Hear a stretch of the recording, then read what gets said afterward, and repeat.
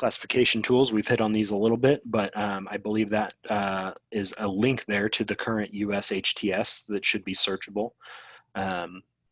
Utilize the general rules of interpretation. That gets into the nitty gritty. That's something we'll talk about a little bit in our how to classify webinar a little later.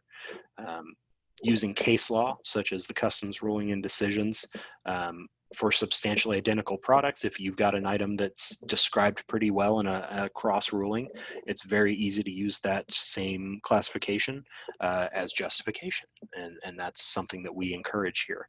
And then following specific classification guidelines, again, like the general rules of interpretation. Getting into the explanatory notes is something that really takes a lot of time. And basically these are additional regulations on top of the GRIs, such as, you know, a US note that says, for purposes of this item, a toothbrush is described as this. And if what you are classifying as a toothbrush does not meet all of those classifications, it cannot be described as a toothbrush. So it gets pretty nitty gritty there.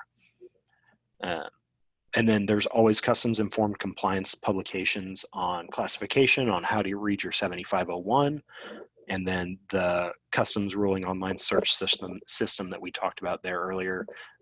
If you're looking up a binding ruling, or if you have a binding ruling and you actually need to pull it up again, that is online in perpetuity for you to look at any time.